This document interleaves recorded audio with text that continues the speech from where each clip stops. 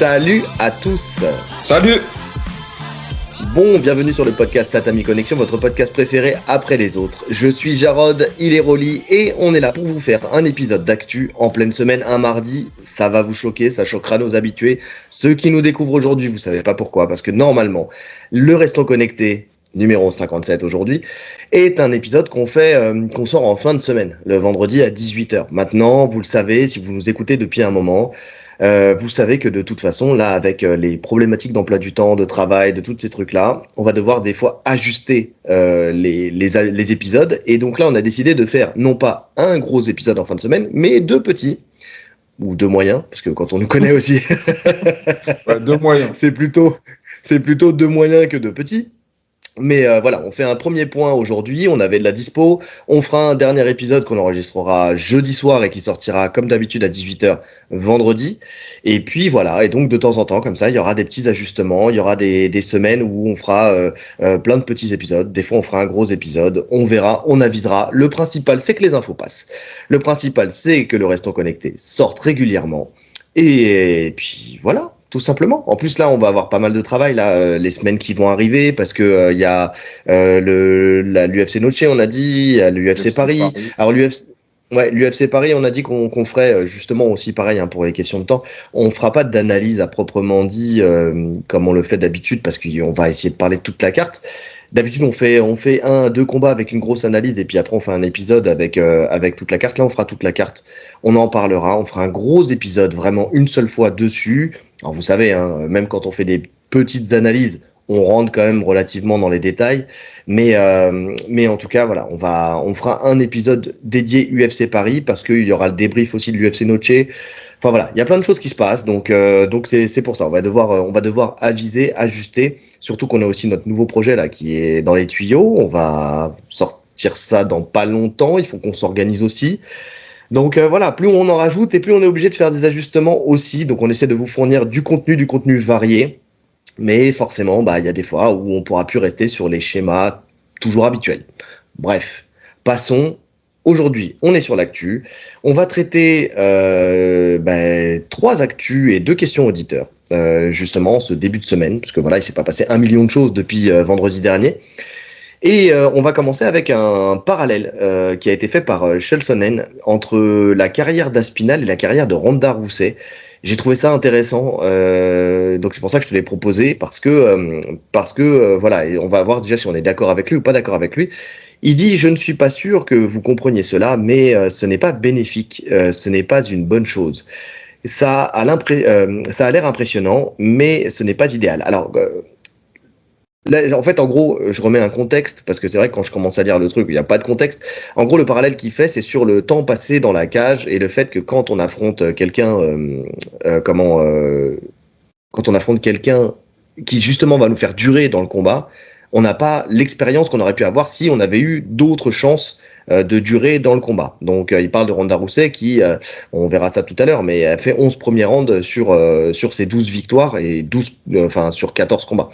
Donc, il dit: lorsque vous vous retrouvez face à un adversaire plus difficile que d'habitude, c'est un problème pour tout le monde. C'est la principale raison pour laquelle Ronda a perdu contre Holly Holmes. Ce n'était pas le coup de pied en lui-même, mais le fait que les 6 autres adversaires de Ronda ont été éliminés collectivement en moins de temps que Holly Holmes ne l'a fait. C'était le vrai problème. C'est un problème pour tout le monde. Il n'y a rien à faire à ce sujet. Donc, déjà, la première des questions, c'est de savoir est-ce qu'on peut vraiment faire un parallèle entre les carrières de Ronda Rousey et celle de Tom Aspinall, déjà, pour commencer. Ouais. Écoute, moi, je comprends ce qu'il veut dire. Hein. Je comprends sur le fait du temps passé dans la cage, etc. Maintenant, le parallèle avec Ronda, il n'est pas vraiment explicite. Tu peux pas vraiment comparer leur carrière. Déjà parce que, pour moi, le premier point, c'est qu'Aspinall, c'est un combattant de MMA depuis toujours. Il n'a pas fait de transition, contrairement à Ronda, qui, elle, est passée du judo. Donc, finalement, à découvrir, elle était neuve dans le MMA. Lui, il a quand même des années d'entraînement. Il a commencé par ça. Ensuite, l'opposition.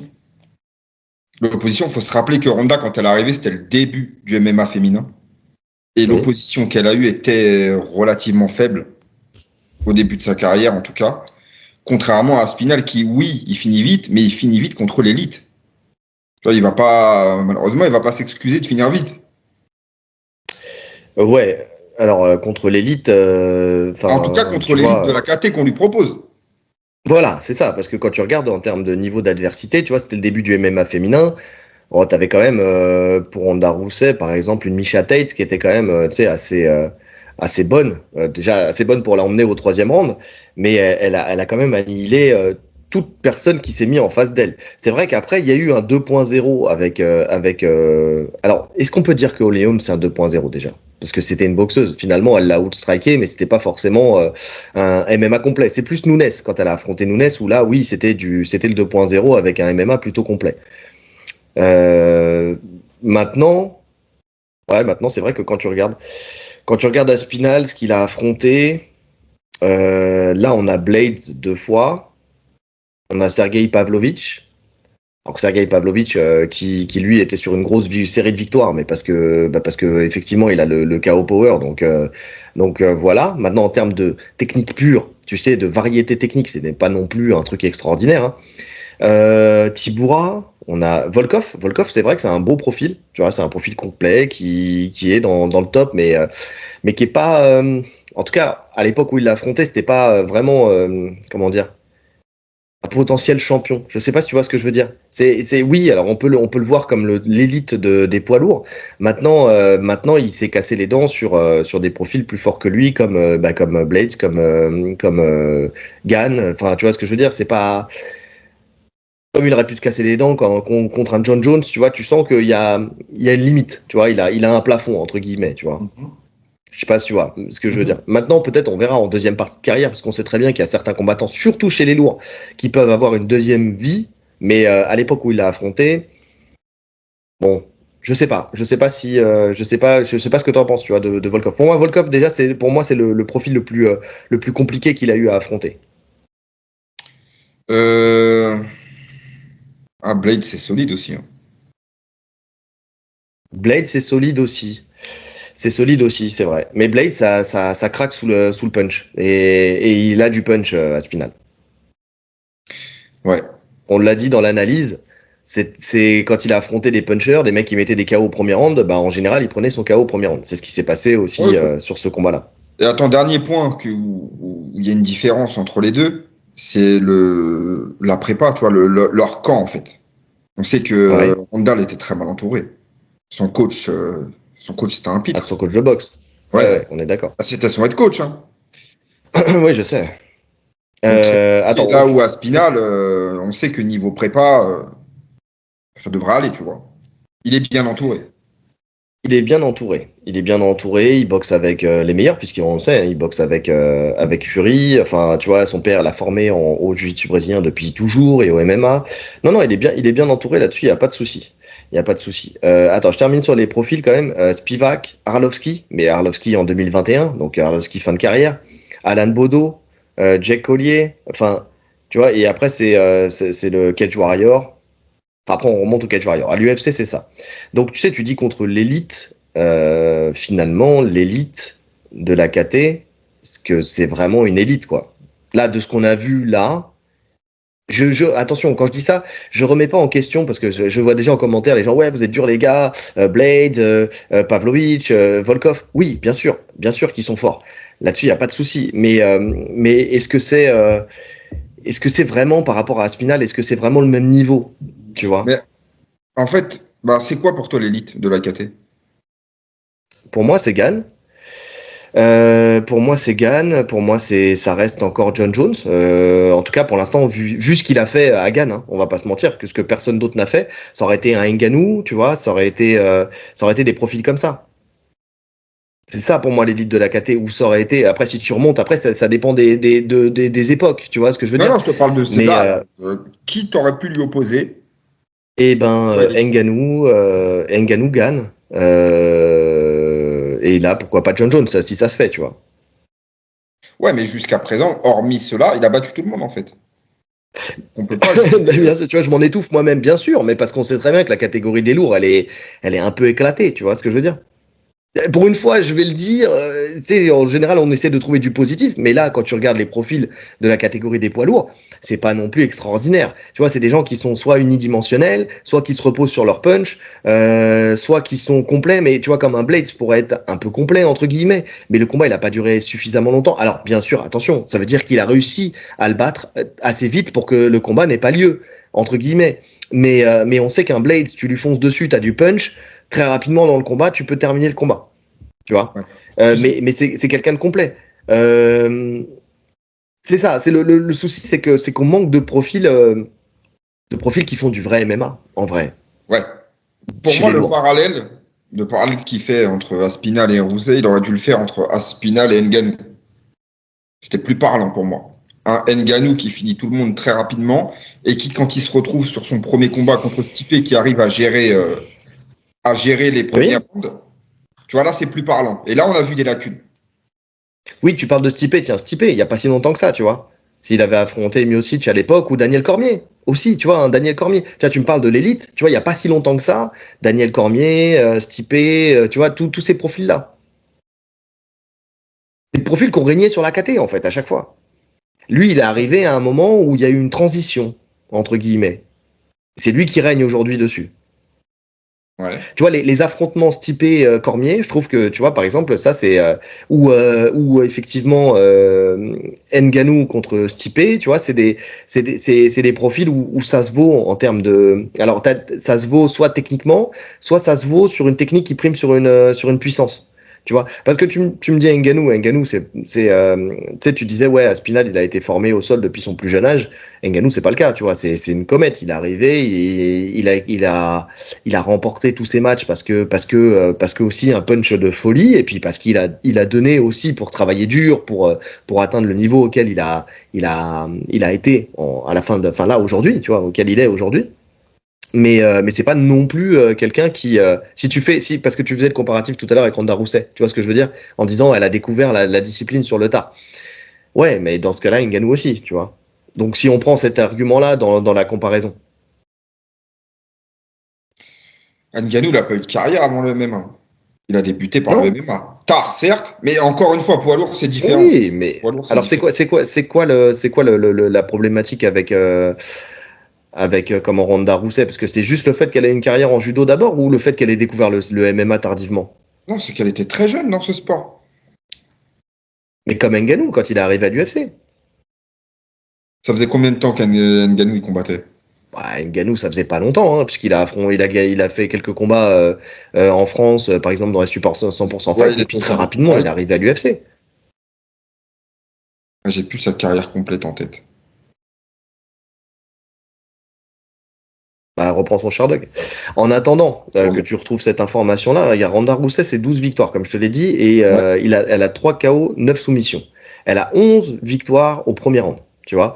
Et il y a son seul combat où elle a été au troisième round, c'est sa revanche contre Misha Tate.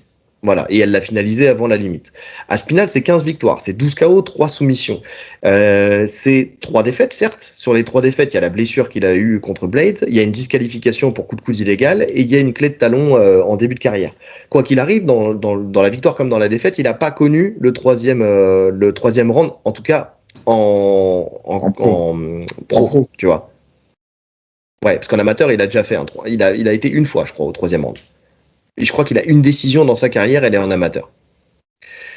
Donc, quand tu prends ces chiffres-là, finalement, ça se rapproche quand même. Tu peux comparer un peu les deux. T'en as un qui fait premier, deuxième round, t'en as une qui a fait premier, deuxième round aussi. Non, je crois qu'elle a fait premier round pour tout, sauf une fois où elle a fait 3 rounds contre Misha Tate. Donc ça se rapproche dans l'idée. Ça se rapproche. Ouais, non, mais je comprends, mais c'est un truc que tu peux dire avec tous les combattants qui finissent vite, tu vois. Il y a plein de Oui. tu peux poser cette question à tous les combattants qui n'ont pas l'habitude de la décision. Qu'est-ce qui va se passer quand ils iront plus loin? Mais Et ben c'est le comparatif que j'ai trouvé, tu vois, moi, parce que tu parlais d'Enganou, moi c'est plutôt Shimaev. Tu vois, un Shimaev alors qui, lui, certes, là où c'est pas la même chose, c'est il a remporté ses victoires quand il a été à la décision, mais dans la douleur, tu vois. Ouais. Donc, tu sais, une comète, et puis lui, on a vu, voilà. Ou alors ça peut être le contre-exemple. Tu vois, dans le sens où on a vu qu'il gagnait tous ses combats très rapidement, mais vraiment très, très, très rapidement. Et puis le jour où il a eu une adversité, il a forcé de constater qu'il a été au bout. Après, l'adversité qu'il a eue, c'est pas John Jones. Parce qu'en fait, il parle de ça pour John Jones, tu vois, sur le fait que là, il va se retrouver avec un combattant qui est très expérimenté. Là, là où il a été au bout, un Chimaev, c'est contre un Burns ou contre un Kamaru Usman dans la catégorie du dessus avec un short notice. Tu vois, donc, et encore, contre Kamaru Usman, on l'a dit, on l'a répété, sur 5 rounds, il gagnait peut-être pas le combat. Mais tu vois, on a vu une limite, en fait, au côté imbattable. En fait, c'est ça, je pense que Scholzonen, ce qu'il essaie de dire, c'est que je pense qu'il faut démystifier le fait que tu as des combattants comme ça qui peuvent rouler sur absolument tout le monde jusqu'à un certain niveau, et derrière, on voit la réalité du véritable niveau, entre guillemets, ou du mental aussi, quand tu atteins un adversaire qui, lui, a les armes pour te contrer. Ouais, sur ça, je suis d'accord. Mais maintenant, il n'y a pas vraiment grand-chose à faire. Une fois que tu as dit ça, il n'y a pas grand-chose à faire. Il va pas faire Ah, mais durer des combats pour prendre de l'expérience. non, non, mais c'est pas ce qu'il dit. Entre guillemets, quand tu regardes bien, c'est pas ce qu'il dit. Il fait un constat seulement. Tu vois, il dit pas qu'il aurait dû quoi que ce soit. Il dit juste que, attention, ça peut te desservir. Tu vois, c'est attention. Le fait d'avoir fini très vite les combats parce que c'était facile entre guillemets, ça peut te desservir le jour où tu as quelqu'un qui va t'opposer une résistance, comme Ngannou que tu disais tout à l'heure contre Miocic. Ouais. Effectivement.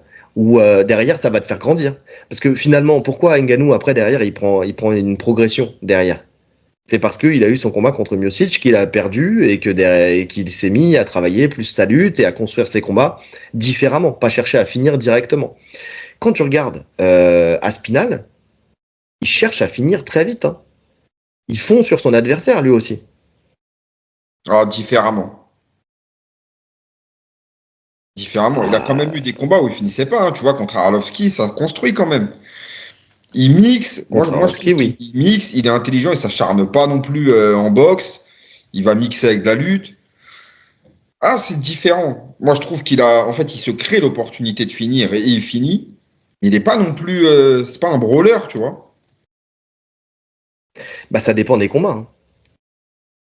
Ça dépend des combats. Contre Tibura, il lui a foncé dessus. Contre Blades, il lui a foncé dessus. Tu vois, on va dire la version post-blessure d'Aspinal, c'est un peu le cas. Hein.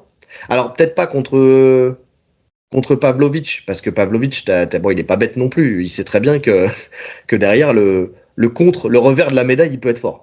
Tu vois, mais donc il a un peu plus pris son temps. Mais s'il sait qu'il peut fondre sur son adversaire, il le fait. Finalement, ce qu'avait fait aussi Ngannou contre Rozenstruik, tu vois, par exemple. Ouais. Ouais, mais encore une fois, ça paye. Mais justement, tu parles de l'adaptation d'Aspinal contre Pavlovich, il l'a pas fait. Donc, Il ce l'a qui pas prouve fait. quand même qu'il est suffisamment intelligent pour adapter. Et en plus, il a une palette technique très large. Hein. Donc, moi, je suis pas forcément inquiet. Après, il y a la question de son cardio, bien sûr. Ça, tant qu'on n'a pas la réponse, Mhm. de toute Et son façon, mental. Le et cardio et son le mental dans mental. la difficulté. Moi, c'est les deux éléments, je pense, qu'il faut prendre en compte dans ces moments-là. C'est est-ce que tu as effectivement la caisse pour tenir, mais est-ce que tu as le mental pour aussi te transcender. Tu vois, on parlait de Dricus Duplessis. Dricus Duplessis qui a ce truc où s'il est touché, s'il est dans le mal, il y a un moment où, clac, il se remet dans le truc et il va avancer de plus belle et il va fondre sur son adversaire. Il t'avoue jamais vaincu. Ce qui fait que tu finis par craquer mentalement, tu vois. Est-ce que c'est la même chose pour un combattant comme un Spinal, comme ça a été le cas aussi pour Ronda Rousey finalement? Parce que quand tu regardes Ronda Rousey, et c'est là où le parallèle par contre il est intéressant, sur ce point-là, sur le point de vue du mental, c'est que Ronda Rousey, tu la voyais, elle était là avec son regard noir déterminé, en train de manger son adversaire des yeux, tu sais, et derrière, dès qu'elle a eu une adversité qui lui a posé problème avec Holly Holmes et qu'elle a réussi à l'outstriker et à l'empêcher de mettre en place son judo, elle a complètement craqué. Elle encore pire, parce qu'au point, on le sait très bien, où elle a parlé de suicide derrière et tout ça, enfin tu vois ce que je veux dire, où elle a arrêté sa carrière parce qu'elle a vu que mentalement, elle n'était pas faite pour ça. Ah ouais. Ouais. Maintenant, il y a deux points quand même différents, c'est qu'il a déjà connu la défaite. Et ça, parce que, Ouais. en fait, Ronda, faut se rappeler qu'elle était sur le toit du monde. Je sais pas si tu te Oui. rappelles, en plus, tu sais très bien que l'UFC, quand ils veulent te mettre en avant, donc ils ont fait complètement perdre, décoller les pieds du sol. La meuf, elle pensait qu'elle pouvait battre Mayweather en boxe anglaise. Je sais pas si tu te rappelles quand même. Ça parlait de ça à l'époque. Et oui, je le Voilà. sais, je m'en Donc souviens. quand elle a goûté la défaite, et même niveau, je reviens à l'entraînement, je pense qu'elle était ultra protégée, tu vois, on l'a pas mis dans le dur à l'entraînement. Je pense qu'elle avait jamais pris de frappe vraiment dure. Ce qui fait que quand Holm l'a touchée, ça se voyait dans ses yeux de toute façon. Elle était pas prête. Elle savait pas c'était quoi. Là où un Aspinal, je pense que dans les entraînements, par exemple, ne serait-ce qu'avec Fury, je pense que quand il tourne en anglaise avec Fury, il doit se faire avoiner. Donc il sait ce que c'est de prendre des coups. Donc déjà, la question du mental, il y a une grande partie qui se règle à l'entraînement. Oui. Enfin, oui et non, hein, tu le sais. Hein. Il y a la compétition et l'entraînement, tu sais très bien que c'est deux choses différentes. C'est-à-dire, même si tu perds 1000 fois à l'entraînement, c'est jamais la même chose que de perdre en vrai devant tout le monde. Tu vois, dans le côté cocon de la salle où t'as personne qui te voit et quand t'as tout un public qui vient, qui te voit perdre et que derrière tu sais les conséquences que ça a, parce que perdre à la salle, ça n'a pas de conséquences. T'as perdu à la salle. Perdre Là, je te parle pas de dans. défaite. Enfin, Je te parle de comment il réagirait s'il était dans une situation délicate. Et je pense qu'à l'entraînement, il a déjà vécu des situations très délicates. oui, oui, non, mais ce que je veux dire par là, c'est que en fait, j'ai fait l'extension de la chose. C'est-à-dire une situation délicate, ça signifie potentiellement une défaite. Tu vois. En gros, quand t'es dans une situation délicate, qu'est-ce qui te fait vriller? C'est parce que tu te dis merde, je vais perdre. Donc tu fais des conneries. C'est est-ce que tu arrives à garder la tête froide et à réussir, tu sais, à te remettre sur les bons rails pour aller chercher ta victoire? Ou est-ce que tu paniques et derrière tu fais plus de conneries et tu perds? Tu sais, il y a beaucoup, on le voit nous tous les jours en compétition. Hein. Des élèves qui à la salle, même s'ils sont dominés, ils vont réussir à faire quelque chose d'extraordinaire. Et puis quand ils sont en compétition, bah, ils vont se frustrer, ils vont se bloquer, ils vont se figer, ils vont garder une demi-garde et ils vont pas bouger, tu vois. Oui, C'est non, mais deux ça, c'est choses sûr. complètement différentes. Mais en termes de mental, on est quand même sur un autre niveau. Là, on parle du champion UFC. Ah, mais je sais, t'auras bien compris depuis tout à l'heure que Non, je fais je volontairement comprends, l'avocat je du comprends ce diable que et tu veux dire. que je crée le débat pour faire évoluer la discussion. Ouais, ouais, non, mais moi, je Euh, suis pas inquiet sur cette question-là. La seule question, c'est le cardio, encore une fois. Et ça, peut-être qu'on aura la réponse un jour, peut-être pas. Peut-être qu'il va continuer à ouais. rester tout le monde au premier round. Et c'est très bien comme Mhm. ça, s'il le fait. Mais pour moi, c'est la seule interrogation. Après, niveau mental, niveau. Non, j'ai pas vraiment d'inquiétude. Après, quand tu dis, juste pour finir, alors qu'il a déjà connu la défaite, c'était une défaite au premier round, en début de carrière, sur une clé de talon, c'est pas les mêmes implications non plus, tu vois. C'est pas, tu vois, se faire soumettre, tu le sais, ça peut arriver. Le mec, il vient, il te prend, il met une clé de talon. Ah merde, j'ai fait une connerie. Se faire rouster, se faire rouler dessus, se faire atomiser, tu vois, dominer, c'est encore différent. Non, c'est sûr. C'est perdre sur une décision unanime avec un mec qui t'aura pris pendant 3 rounds et qui t'aura fait faire la machine à laver, c'est différent que de se faire soumettre comme ça, premier round, bon, bah, ça arrive. Tu vois, par exemple, Sandhagen avec comment il s'appelle merde. L'ancien champion. Sterling. Avec Sterling, tu vois, où il vient très rapidement, il lui saute dans le dos, il l'étrangle. Voilà. Est-ce que ça a une vraie incidence sur Sandhagen? Est-ce que c'est ça qui va le bloquer toute sa vie? Non, il s'est fait piéger, il s'est fait piéger. Par Ouais. contre, tu te fais rouler dessus, tu te fais atomiser pendant 3 rounds. Enfin, par exemple, Holmes contre Ronda Rousey, avant qu'elle la mette KO. Enfin, tu vois, elle lui roule C'est ça, en dessus quand fait. même. Mais c'est ça le pire. Hein. Dans ce combat, c'est même pas le KO. Hein. Parce que si elle prend le high kick tôt dans le combat, bon, elle prend un high kick, tu vois, c'est un KO comme un autre. Mhm. C'est juste qu'on l'a vu sans solution. Et c'est ça qui l'a complètement brisé. Hein. Et elle est jamais revenue de ça. On est d'accord. On est d'accord. En tout cas, dites-nous en commentaire, vous, si vous pensez que ce parallèle, il est intéressant ou pas. Faites-nous votre petit bilan de ce truc-là. Savoir si c'est une énième sortie de Sonnen qui sert à rien, ou si son analyse, entre guillemets, peut parler. Enfin, tu vois, peut être transposable. Je suis un peu partagé, mais je pense que oui. Moi, je pense que quand même, il y a je pense, enfin, j'ai trouvé ça intéressant. Tu vois, on est d'accord, on n'est pas d'accord, mais j'ai trouvé ça intéressant. Et oui, à ce niveau de compétition, il a jamais vécu de quelque chose, enfin, quelque chose assez dur pour qu'on puisse avoir ces réponses-là. Et je suis d'accord avec Sonnen. Pour moi, c'est de rouler sur ses adversaires jusqu'au bout comme ça, de les vaincre assez facilement. Bah, c'est de l'expérience que t'as pas. T'as encore des choses à découvrir dans ton sport, entre guillemets, à haut niveau. Ouais, c'est juste que t'es trop au-dessus. Et ça se trouve, Ou tu l'auras qu'ils étaient, jamais l'expérience. ou qu'ils étaient trop en dessous. Ouais, alors, peut-être qu'ils sont tous trop en dessous. Ah oui, non, mais c'est ce que je te dis. Non, mais là pour le coup, sur les adversaires qu'il a affrontés, peut-être que les mecs étaient trop en dessous. Par Ouais, mais rapport à lui. Hein. peut-être qu'il nous confirmera que les prochains aussi sont trop en dessous. Et oui. Et c'est pour ça que Gann, ouais, Gann ou John Jones, ça serait intéressant pour ça, quoi. Bref, on enchaîne. On parle de Gann, justement, on va rester avec Gann.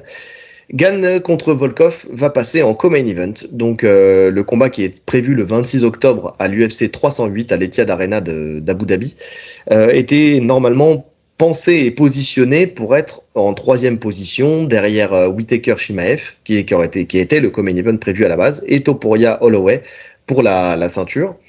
Les deux donc étaient prévus en 5 rounds, puisque Whittaker Shimaev était prévu en 5 rounds à la base. Donc ça change quand même pas mal de choses. Le fait qu'il y ait eu une inversion, en tout cas visiblement, à moins que ce soit une erreur sur la carte, mais sur la carte visiblement, il y a une inversion des deux combats. Et donc Volkov contre Gann passerait en co-main event et Whittaker contre Shimaev descendrait d'un cran et passerait de fait en 3 rounds, parce qu'on a déjà vu des co-main en 5, mais pas des co-co-main, sauf pour ceinture, là c'est pas le cas. L'excuse serait le classement des combattants, puisque on le sait que Gann est classé 2, Volkov est classé 3, mais Whittaker est classé 3, ce qui poserait problème, c'est un Shimaev qui est classé 12. Bon, ça c'est un peu l'argument que tu me donnes à chaque fois, toi, sur le fait que le classement fait le classement, entre guillemets, le classement dans le classement fait le classement dans les combats, et après c'est les poids. On sait que dans les faits, l'UFC fait un peu ce qu'il veut.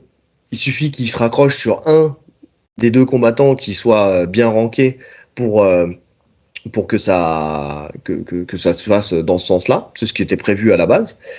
Donc, est-ce que c'est justifié? Est-ce que c'est pas justifié? Est-ce que c'est un bon travail de management?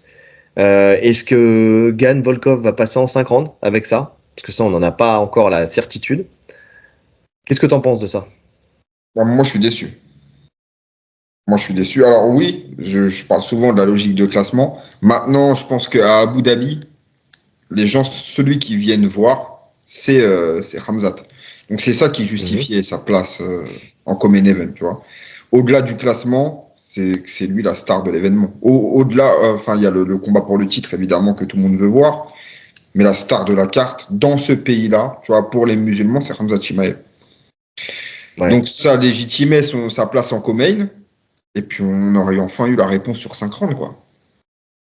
Si Surtout que c'est vraiment. devenu un local, Bah oui, en maintenant, en plus, il a pris plus. la Ouais. nationalité. Donc si ça passe en. Maintenant, je comprends pas, moi.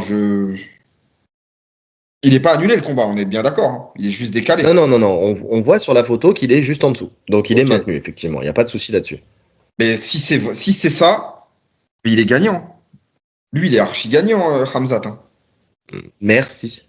Et en fait, tu vois, quand je te parlais d'un bon travail de management, tu sais que dans le management, tu peux aussi aller de l'avant, comme tu peux accepter et concéder de revenir un petit peu en arrière si ça t'arrange. Tu sais que tu as un profil comme Whittaker qui, lui, peut tenir les 5 rounds. Tu sais qu'il a mis en place une stratégie où il va travailler sur la durée, parce qu'il l'a dit. Il a dit, et tout le monde l'a compris, maintenant tu passes le premier round, derrière ça devient plus facile. Tu sais, dernier point, que derrière le vainqueur de ce combat-là peut avoir une chance au titre. Surtout si c'est Khamzat Chimaev, tu vois. Tu sais que t'es fort dans les 3 rounds, et dans les 5 rounds, on a compris que ça pouvait devenir poussif. On en a parlé juste avant. Donc tu vois, tu sais, ça peut être un bon travail de management de la part de Gann ou de Volkov pour monter d'un cran.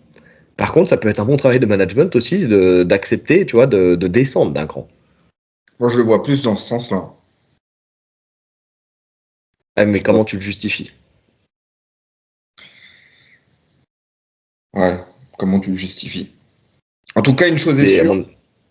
on n'a pas fait l'analyse, hein, mais ça rééquilibre vachement les choses.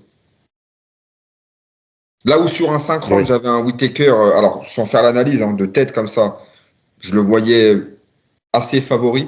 Sur 3 rounds, ça change complètement le combat. Oui, je suis d'accord. Surtout quand tu sais qu'il peut prendre un 18 sur un premier round sur à peu près tout le monde, tu vois. Ouais. Mais après, ça reste une erreur parce qu'encore une fois, même s'il est amené à gagner et à battre Whittaker, ça voudrait dire qu'il aurait son title shot en 5 rounds contre Dricus, Mhm. qui, on le sait, lui peut tenir les 5 avec une intensité de ouf. Il aurait jamais fait de 5 rounds. Il aurait jamais. Ça serait un pari vraiment de.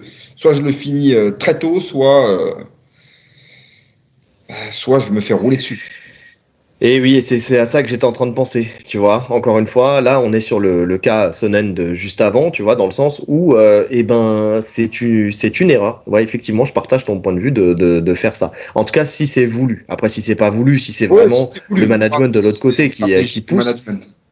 voilà, on est d'accord. Mais effectivement. Après, en même temps, vaut mieux échouer à la ceinture que d'échouer juste avant. Ouais, je suis d'accord.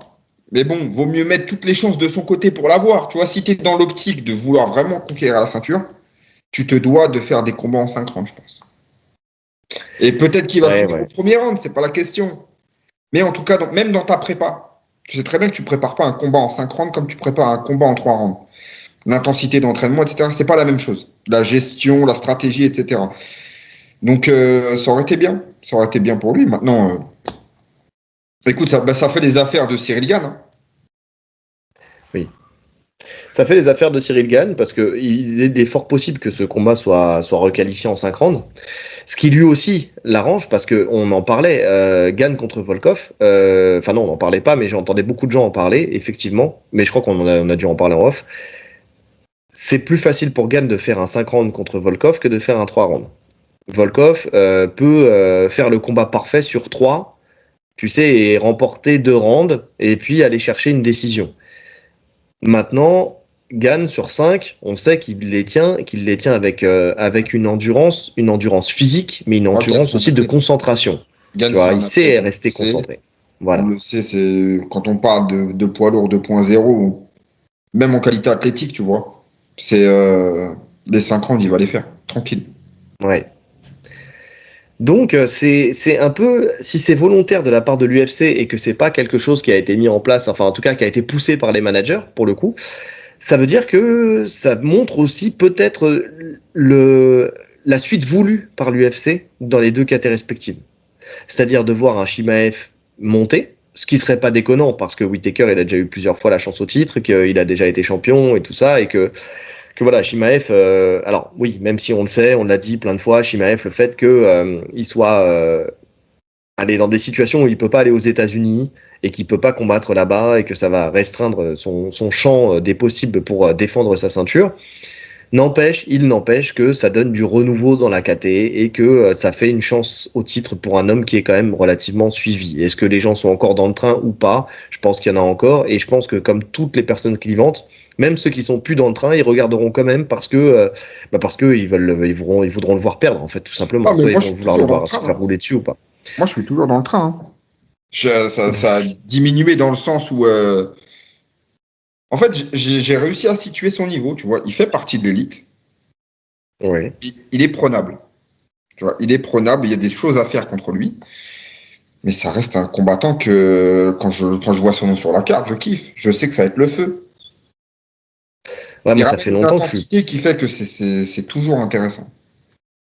Ouais, le cas Shimaev, tu me connais, hein. J'ai pas été dans le train plus que ça. Alors, tu sais, t'as la surprise du début. Waouh, le mec est extraordinaire. Et puis, tu te rends vite compte que finalement, il n'y a pas de train, en fait.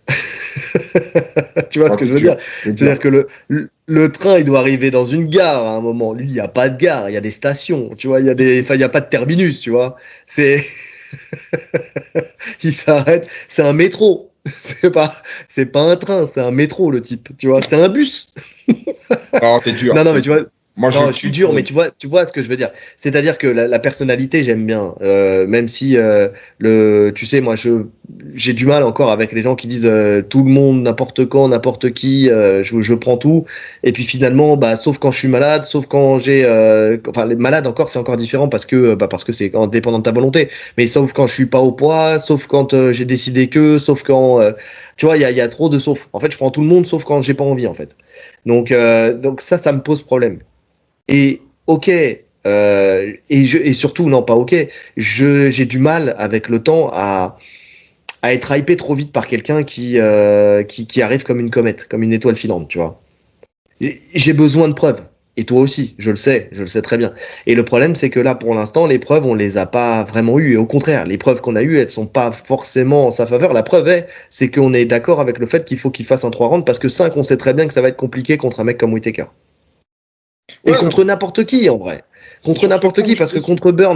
contre Burns, il aurait très bien pu perdre aussi, même si Burns, on sait que lui, il a le côté aussi émotif, qu'il le fatigue très vite, dans le côté trop émotionnel qui fait qu'il s'engage trop dans les combats et qui fait que bah, derrière, il a du mal à finir ses combats. Donc Burns, c'est encore un cas à part. Mais contre un Kamaru Usman, par exemple, en 5 rounds, il y a 95% de chances que la victoire, elle était pour Ousmane. D'ailleurs, il regrette aujourd'hui de ne pas avoir mis ce combat, il l'a dit il n'y a pas très longtemps, de ne pas avoir mis ce combat en 5 rounds, parce que il sait qu'il a laissé passer une opportunité d'aller prendre le quickening de Shimaev, tu vois. Hmm. Donc c'est un peu dommage. Et Whittaker, je pense qu'il doit être dégoûté au fond de lui. Bon, même s'il doit être toujours hypé par le combat, et on l'a vu, en ce moment, il est dans une vibe Ouais, il est où focus, hein. quoi qu'il se passe, quoi qu'il prenne, il sait qu'il est. Enfin, il se sent bien, voilà, il a envie d'y aller. Donc je pense pas que ça le dérange plus que ça. Mais je pense que au fond de lui, il y a quand même un truc où il se dit, j'aurais bien voulu 5. Ouais, ouais. Maintenant, c'est vrai qu'il est sur une bonne série, Whittaker. Écoute, ça va être quand même intéressant, hein. Ça va être quand même très intéressant s'il passe ce premier round. Et avec l'expérience qu'il a, il y a quand même de grandes chances qu'il le passe. Parce que finalement, on a vu, hein, Shimaev, il a vraiment un round. Mhm. C'est pas comme s'il en avait deux et il faiblit au troisième et il a le troisième à tenir. Il a un round. Donc il aura quand même le 2 et le 3. Faut quand même qu'il gagne le 2 hein, s'il prend la décision. On est d'accord. On est Moi, d'accord. À moins qu'il moi, change sa ce combat, il stratégie, tu vois. m'intéresse. Et tout à l'heure, je te disais, donc la ligne que l'UFC en fait veut maintenir, entre guillemets, Gan Volkov, tu sens que dans ce cas-là, le fait de mettre en tout cas s'ils le font, hein, s'ils mettent un Gan Volkov en 5 rounds, tu vois, c'est comme s'ils poussaient un peu Gan, entre guillemets. C'est dans le sens où t'as Aspinal qui a déjà affronté Volkov et qui l'a battu, qui l'a soumis. On sait que le public pousse pour un Gan Aspinal, Mm. donc c'est peut-être mieux pour l'UFC de voir un Gan monter plutôt qu'un Volkov.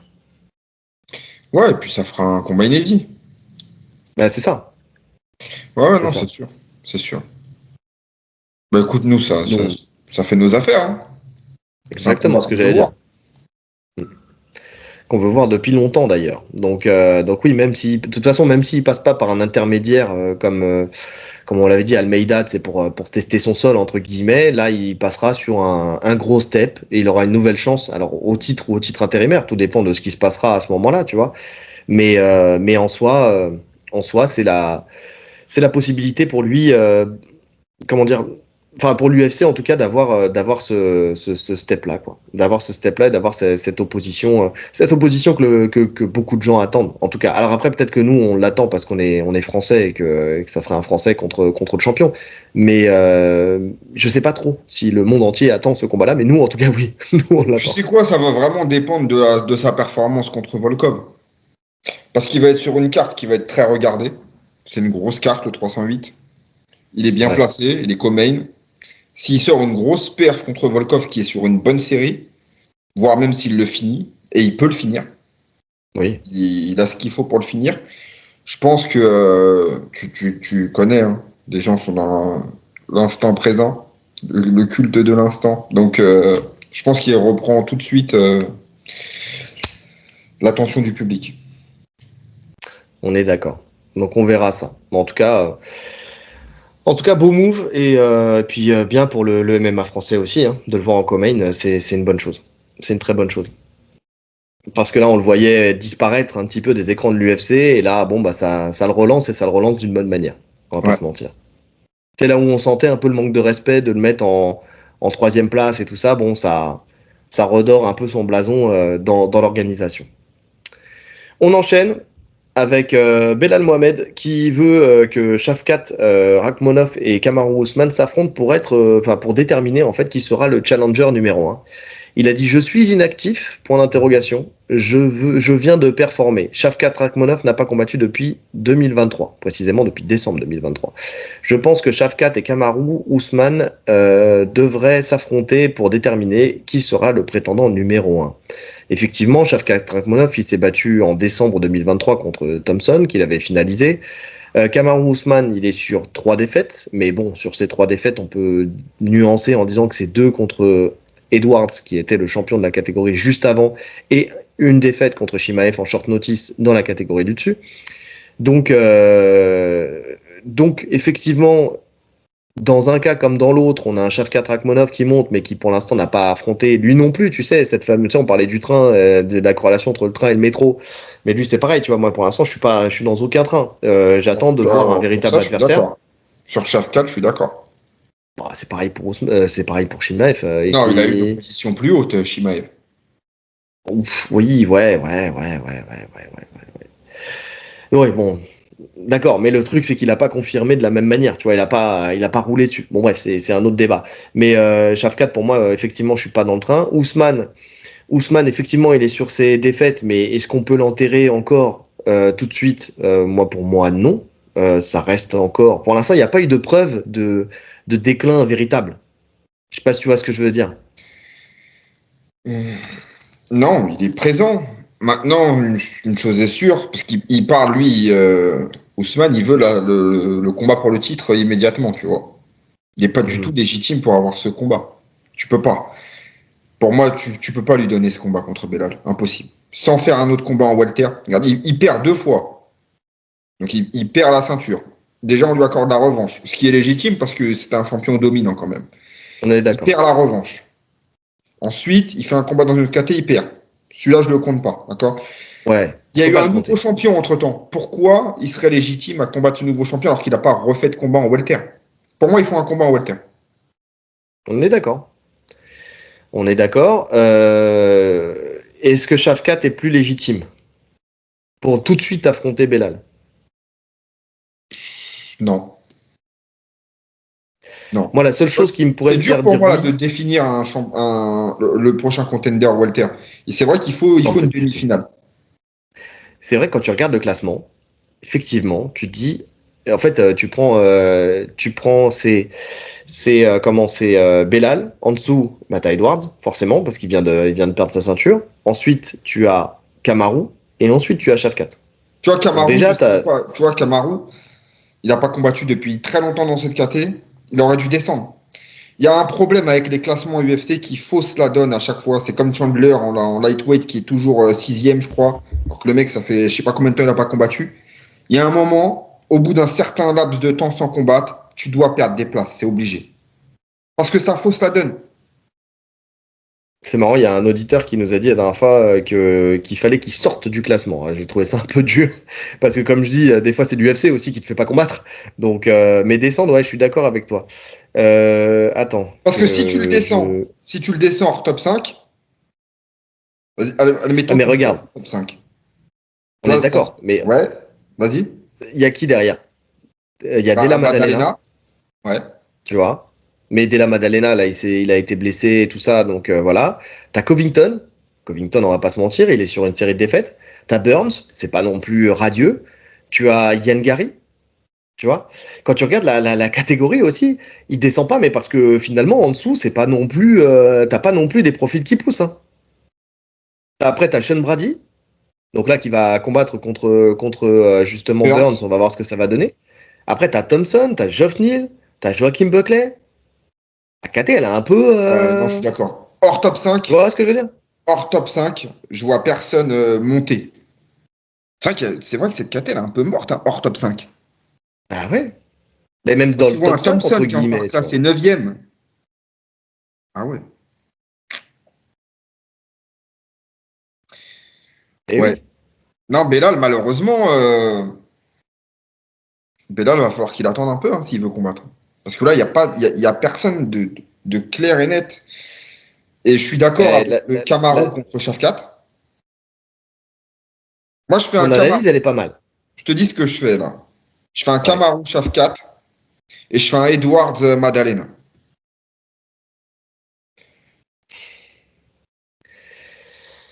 Je sais pas. Alors, attends, déjà, juste une chose. Belal, il a eu sa ceinture au mois de juillet. Ouais, Donc, c'est très récent. c'est On est là. en septembre, début septembre, c'est très récent, il peut encore attendre. Il n'y a pas de souci. Tu vois, quand il dit est-ce que je suis inactif, non, on peut pas dire que tu es inactif. Tu as été inactif avant, mais c'est pas de ton fait. C'est parce que l'UFC non plus, t'as UFC pas galère, ouais. promis. Voilà, ils l'ont fait galérer. La preuve, c'est qu'il appelait tous les UFC de la Terre et on lui donnait pas. Donc là-dessus, il n'y a pas de souci. Maintenant, est-ce qu'il doit y avoir une demi-finale entre Shavkat Rakhmonov et Kamaru Usman? Oui, oui, pour deux raisons. La première, comme tu as dit, Kamaru Usman, il doit renouer avec la victoire avant. Shavkat, il doit affronter un vrai nom, tout simplement. Il doit affronter un top pour être sûr que. Alors j'entends toutes les personnes qui me disent que effectivement il devrait affronter tout de suite Belal pour la ceinture. Écoute, encore une fois, faut pas aller trop vite en besogne. Il faut une vraie preuve. S'il bat Ousmane, ou mieux encore, s'il lui roule dessus, là, bah, bien sûr, merci, tiens, voilà, tapis rouge, on y va, fais ton combat. Maintenant, est-ce que Léon Edwards, il doit affronter Della Maddalena? Je sais pas. Je sais pas encore. Alors oui, potentiellement, mais bon, ça lui fait quand même un step en bas de ouf. Entre guillemets, il reste dans le top 5. Ça, ça fait de lui un, on va pas dire gatekeeper parce que Madalena il est quand même il est monté, tu vois. Alors attends, est-ce qu'on ferme complètement en fait la question que j'ai posée moi là que j'ai notée, est-ce qu'on ferme complètement la revanche à un Edwards contre Belal? On sait que premier combat ça finit en eye poke mais par contre on voyait clairement une victoire de Edwards se dessiner. Deuxième combat, on voit un combat où Belal a roulé, on va le dire, hein, il a roulé sur Edwards, mais c'était des conditions qui étaient assez particulières puisque il y avait la fatigue du fait qu'ils aient fait cette aberration de faire un UFC Londres, enfin pas Londres, Manchester, aux horaires des États-Unis. Est-ce que tu laisses pas à Edwards la possibilité d'aller récupérer son dû du fait de ça, du fait que tu vois qu'il y a eu un problème entre guillemets. Et derrière, Ousmane et Shafkat, le vainqueur, affrontent le vainqueur de la revanche, Belal contre Edwards. Ce qui fait que dans la temporalité, ça colle, hein, Non, entre alors, guillemets. sur ça, T'organises, tu annonces le combat là maintenant, t'annonces les deux combats. Finalement, dans le temps, il y en a pas un qui attend. Finalement, non, je parce suis que sinon, ça veut dire d'accord. que Belal Mohamed là, il peut attendre longtemps avant de défendre sa ceinture. Et il peut pas se permettre d'attendre longtemps. Il a 37 ans, c'est compliqué. On sait que c'est typiquement le genre de combattant où, entre chaque combat, il peut décliner d'un coup, tu vois. Parce qu'on sait que Hmm. l'âge, ça joue énormément. Oui, s'il veut rester actif, tu peux organiser cette revanche, d'accord? Maintenant, moi, je le trouve pas, et pourtant, tu sais que je kiffe Leon Edwards, c'est un de mes combattants préférés, je le trouve pas légitime à la revanche. Pourquoi? Pour le fait qu'il se soit fait rouler dessus? Déjà, il s'est fait rouler dessus. Il s'est fait rouler dessus. Et puis même, pour moi, quand tu accordes une revanche immédiate à un champion, il faut que c'est été un champion ultra dominant, tu vois. C'est ça qui légitime le fait qu'il y ait une revanche immédiate. Il vient de prendre la ceinture, Edwards. Il a pris la ceinture contre Ousmane, grosse perf. Il confirme Il a fait derrière. Ousmane et Et Colby. Covington. Covington qui est, que je considère plus dans le top. Tu vois. Ça reste un combattant ultra dangereux, mais je le considère pas comme une vraie menace actuellement. Donc pour moi, il n'est pas légitime à la revanche immédiate. Maintenant, moi, en tant que fan et de mec qui kiffe Edwards, s'ils annoncent le combat, écoute, je prends. Hein. Bah ouais, ouais. Bah, en fait, bon déjà, voilà, c'est parce qu'on sait que ça peut faire un combat qui sera intéressant parce que la version, on va dire aboutie de Belal Mohamed, j'aime bien avec sa boxe en ligne et tout ça, on le sait. Maintenant, avec un Leon Edwards qui aura des éléments autres, tu vois, pour préparer son camp, je pense que le combat il sera tout autre. Vraiment, je pense pas que. Alors après, je peux peut-être me tromper, hein, mais je pense pas que ça sera aussi à sens unique que le combat précédent. Donc voilà. Mais c'est surtout quid de ce que tu fais de Belal pendant tout ce temps, quoi. Parce que là, ça veut dire qu'il combat pas pendant, allez, Un an. 8, 9 mois, presque un Un an, an. Un an, c'est tu sûr. vois? C'est pas possible. Ah, c'est sûr, un an, parce que Kamaru, truc, si tu le bookes, c'est dans 2 mois, 3 mois, le temps qu'il fasse une Ouais. prépa complète. Ouais, donc, Tu rajoutes 4 mois, allez, 3, 4 mois, tant qu'il récupère et puis qu'il refasse 5 ans, parce que aucun des deux n'acceptera, à moins que ça se termine vraiment très vite, hein, mais aucun des deux n'acceptera de ne pas être dans les meilleures conditions pour pouvoir affronter Belal. Ah, ça repousse de loin, hein.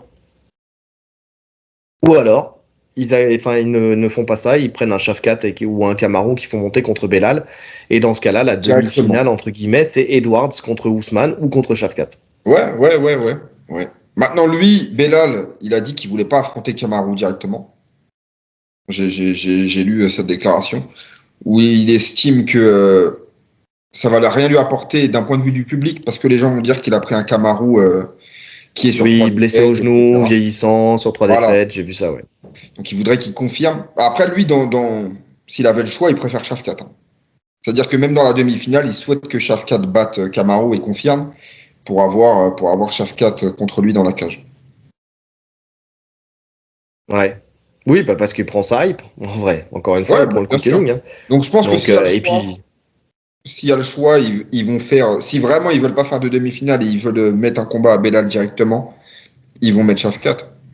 Shafkat, accessoirement, Kamaru Ousmane, en termes de profil, c'est un pari pour Belal Mohamed, hein. Parce que c'est un peu, tu sais, c'est un peu son pendant, c'est le même profil, finalement. Après, ça sera celui qui va mieux maîtriser son sujet. Kamaru Ousmane dit que Belal Mohamed est une pâle copie de lui, quoi. peut-être. En tout cas, c'est la pâle copie qui a la ceinture. Oui. Ouais, ouais, on est d'accord. On est d'accord. Donc ouais, non, je sais pas ce qui va se présager pour cette catégorie-là, mais en tout cas, il n'y a pas 1 million de choix possibles non plus. Tout dépend de ce que l'UFC veut faire. Est-ce qu'il veut faire monter un profil plus jeune, entre guillemets, ou s'ils acceptent cette revanche. Je sais pas si... parce que personne n'en parle, en fait, de cette revanche, mais... Ah, mais si, à la place de l'UFC, là, franchement, comme on l'a dit, hein, la KT, elle est un peu morte hein, quand tu regardes. Il faut faire monter ouais. Shafkat. Il faut faire monter Shafkat pour renouveler la KT. Qui gagne ou qui Et perd, tu, peu importe. tu Hein? refais un... Tu refais un Edwards Ousmane? Non, non, je fais un Edwards. Edwards, il va descendre, malheureusement. Moi, je te dis, je fais un Edwards Madalena. Comme ça permet de monter Madalena aussi. Et tu fais quoi d'Ousmane à ce moment-là? Lui aussi, tu peux pas le faire poireauter pendant 1000 ans. Ousmane. Parce que regarde aussi l'élément Mais qu'on ouais, n'a pas mais vu là. Ousmane, il sait pas ce qu'il dit, Ousmane. Un coup, il combat en 84, un coup, il veut combattre en 77. Le mec, il sait pas ce qu'il dit. Il devient sénile, c'est pas de sa faute.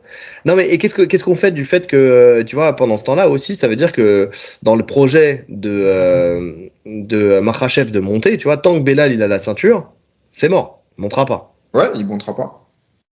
Donc l'UFC a tout intérêt à ce que rapidement quelqu'un prenne la place de Belal Mohamed entre guillemets, s'ils sont ok pour faire la montée d'Islam. Ouais. Donc après, il faut savoir sur quel profil la montée est intéressante. Est-ce que c'est plus facile avec un Edwards? Enfin, est-ce que c'est plus payant avec un Edwards? Est-ce que c'est plus payant avec un Ousmane ou c'est plus payant avec un Shavkat Rakhmonov?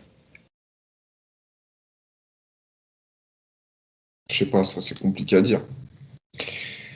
C'est compliqué à dire. Je suis pas sûr que l'UFC redonne la chance à Kamaru. Ouais. Ouais, j'ai du mal à y croire. À mon avis, ils vont le mettre dans un combat vraiment bourbier. Tu vois, je serais pas étonné que si Brady sort une grosse perf contre Burns et qu'il frôle le top 5 là, ils lui mettent Ousmane. Parce que ça ferait monter Brady en plus. Et là, tu renouvelles la KT. T'as Madalena, t'as Brady, t'as Shafkat, c'est du 109. Mhm. Ah, moi, je serais pas contre. Hein. Sean Brady, c'est un combattant que j'aime beaucoup. Hein. Il s'est pris les pieds dans le tapis avec Belal Mohamed, mais bon, faut pas l'enterrer non plus trop vite, quoi.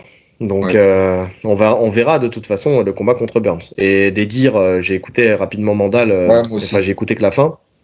Visiblement, Burns, c'est pas le meilleur camp de sa vie, là. Il est pas au top du top. Donc, il peut faire cette masterclass contre lui, effectivement.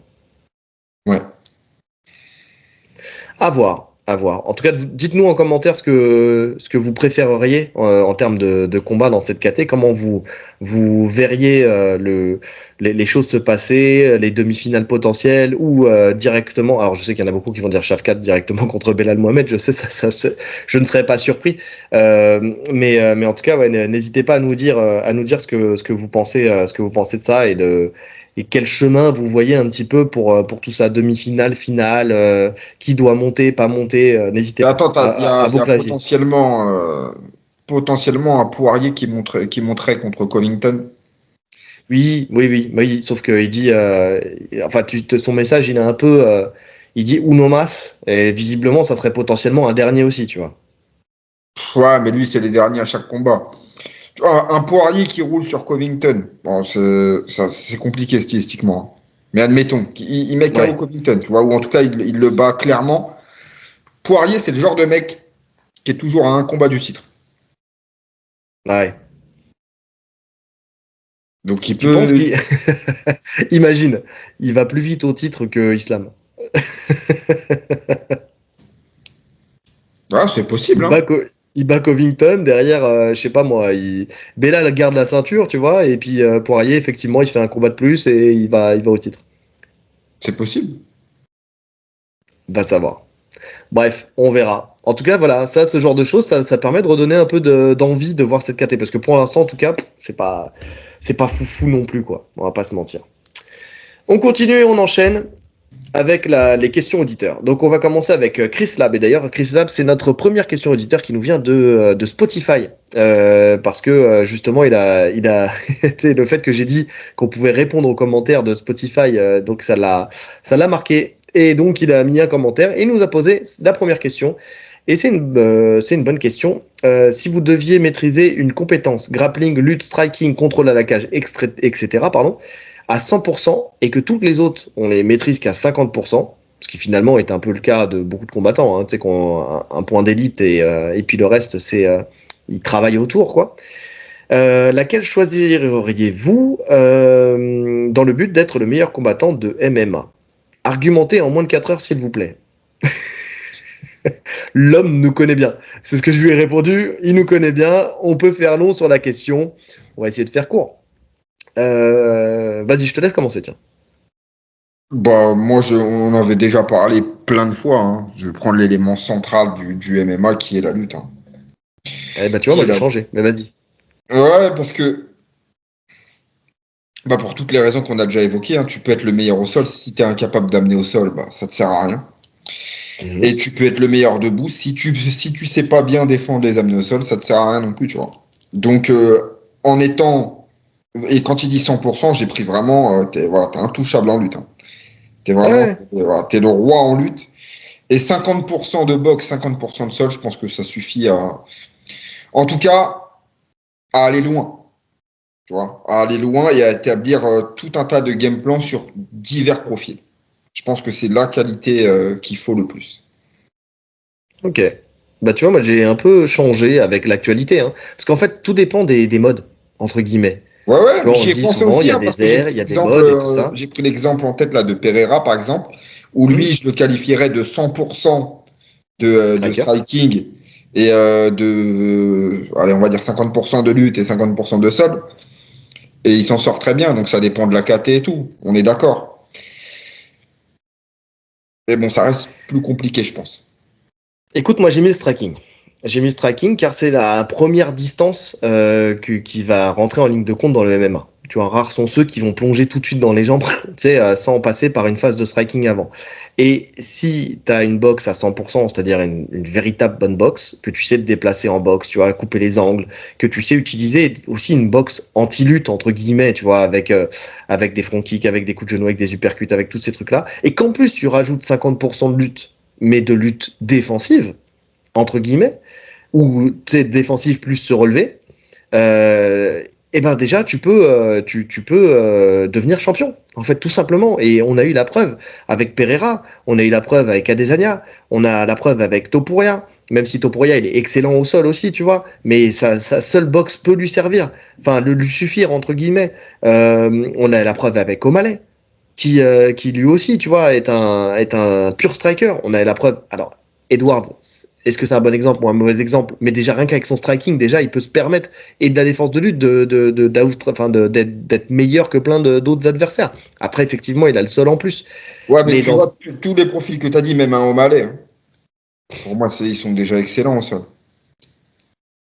certes, sauf que quand Et tu en fait, regardes leur bien, boxe vient du fait qu'ils soient, tu vois, ils peuvent boxer aussi aisément parce qu'ils sont excellents au sol. Parce qu'ils n'ont pas ouais, mais peur, justement. tu prends Pereira et Adesanya, par exemple, c'est pas le Pereira, cas. c'est le meilleur exemple. Pour moi, Pereira, c'est le meilleur exemple. Et Adesanya. Et Adesanya, ouais. Ouais, ouais, mais j'ai hésité aussi avec le striking par rapport justement à l'époque actuelle. Mais je reste sur la lutte, qui est l'élément pour moi qui te permet en tout cas d'affronter le plus de profils différents. Par contre, une chose est sûre, et je sais pas si tu es d'accord, mais le sol à 100% et 50% de lutte, 50% de sol, tu vas nulle part. Non, tu Malheureusement, vas en nulle part. MMA, actuellement, tu vas nulle part. Ouais, ouais, ouais. Non, je suis d'accord avec toi. C'est fini l'époque où tu pouvais tirer la garde et puis aller soumettre tes adversaires.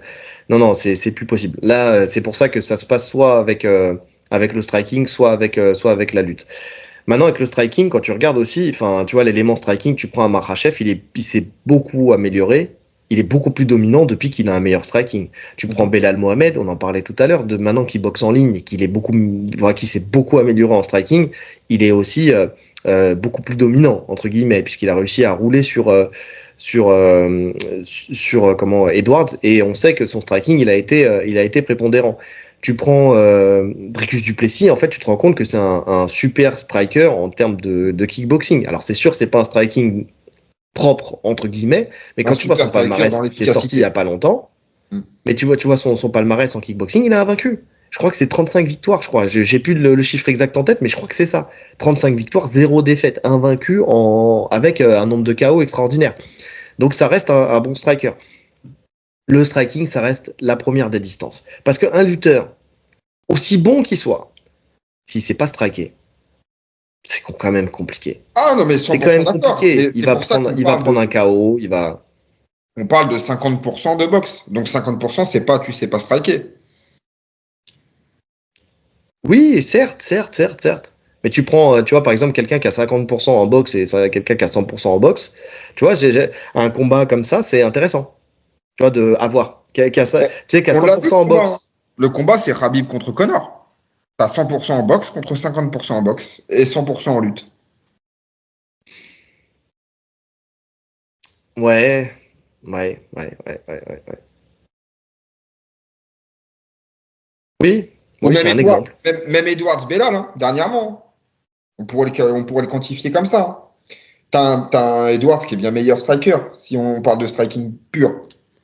Ouais, mais non, ça je le compte pas. Je le compte pas parce que on l'a dit tout à l'heure, les conditions ont fait qu'il était complètement à l'ouest dans son combat. Tu vois, c'est-à-dire que c'était pas, comme on dit, le 100% contre 100%. Tu vois, là pour le coup, il était pas du tout dans des conditions pour faire ce combat de la meilleure manière qu'il soit, entre guillemets. Enfin, on a très bien vu dès le début que c'était pas le Edwards qu'on avait l'habitude de voir en combat. Non, pour Ouais. ça, il faut que les deux soient en pleine possession de leurs moyens. Donc non, je le compte pas. Non, je le compte pas. Non, mais après, si tu prends un exemple autre, peut-être, ouais, Bronson contre Adesanya, tu vois, par exemple. Ou alors, non, c'est un mauvais exemple parce il a pas 50% en boxe.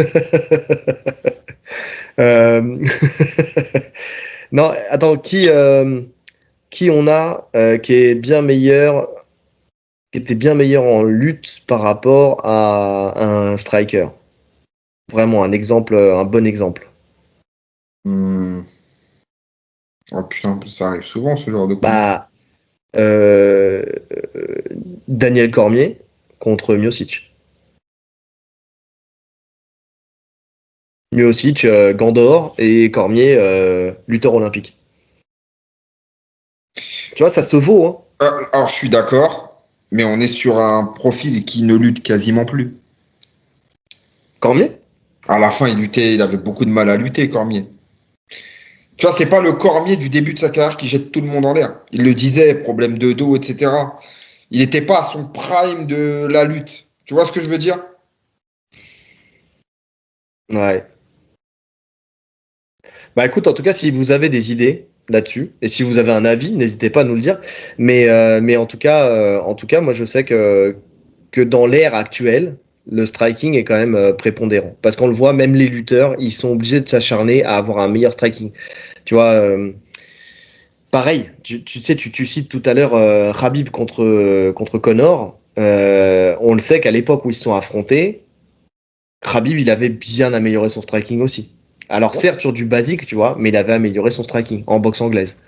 Il avait pris le temps de bien s'améliorer.